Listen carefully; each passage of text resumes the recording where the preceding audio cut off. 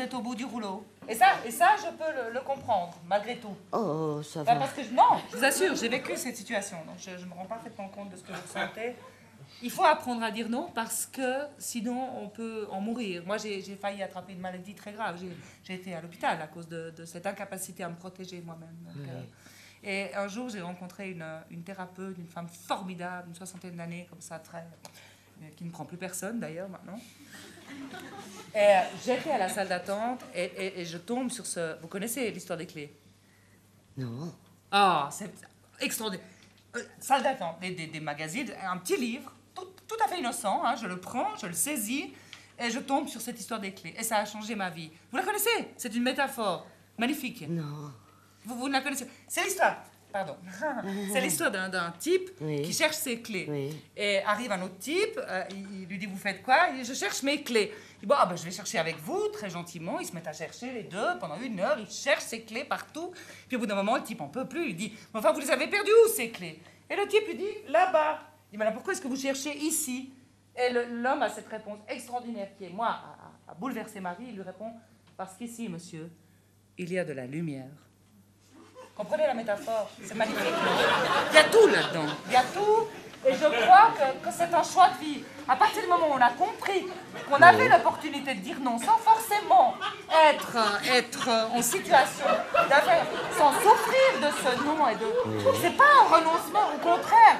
C'est une acceptation du jeu. Pour la prendre... Non, il faut dire non. Oui, non. Non. Non. Voilà. Non. C'est-à-dire, je pensais à... Oh, qu'est-ce qu'il y a? Vous n'avez pas l'air d'avoir la pêche. Ça va? Qu'est-ce qui se passe? Vous savez, des fois, il faut que ça sorte, alors laissez-vous aller, après ça va mieux. Des fois, il faut parler, puis ça aide. Qu'est-ce qu'il y a? Je suis sûre qu'il a une autre... Une femme avec des...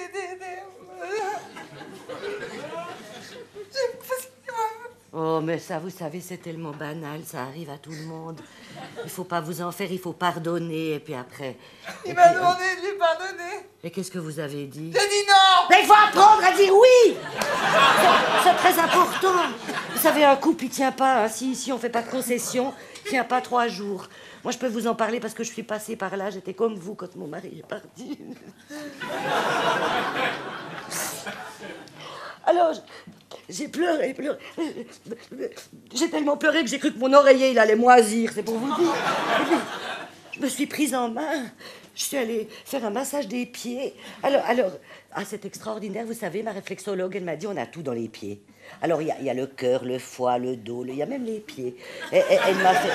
Et puis, elle était tellement... Elle me remontait le moral en même temps qu'elle me massait. Elle me disait, vous savez, il ne faut pas vous inquiéter, parce que les hommes... Ils sortent avec les maigres, mais ils rentrent avec les grosses. Et puis,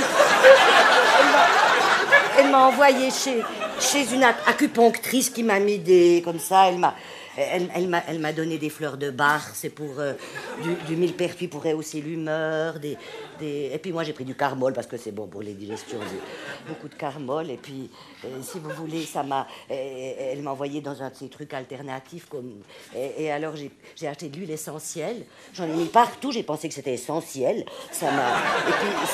et après ouais, et puis finalement, il fallait aussi s'occuper de l'intérieur et je suis allée faire une thérapie comportementale et cognitive. Ça m'a sauvé la vie. Ça consiste en quoi exactement? Je me suis toujours demandé, ça consiste en quoi? Comment? Comment vous dire? Par exemple, si vous avez peur des araignées, alors on vous met une énorme araignée sur les genoux et puis alors, bon, vous avez toujours peur des araignées, mais enfin, j'en sais rien, moi j'ai absolument pas peur des araignées. J'ai très très peur de la solitude. Alors, on ne pouvait pas me mettre de la solitude sur les genoux. Alors j'ai pris un amant. Alors j'ai... alors ça, vous savez, pour travailler sur ces peurs, sur la... Alors c'est formidable parce que vous savez comment c'est les amants, ça va, ça vient, 3 minutes douche comprises. Vous avez beaucoup de temps. Alors je suis devenue coquette et ça fait beaucoup de bien au moins. Vous devriez faire ça, je voulais vous dire. Mais il faut vous occuper de vous. Mais j'ai pas envie, pourquoi j'ai envie de m'occuper de moi ou quoi? Mais ça fait la différence. Passez au magasin, je vous trouverai des chaussures, quelque chose. Vous êtes toute maigre, c'est mal fait. Vous savez, il faut pas croire ces magazines, les hommes, ils préfèrent quand c'est un peu... Hein, Vous connaissez cette histoire de métasport? Il faut chercher la lumière avec ses clés.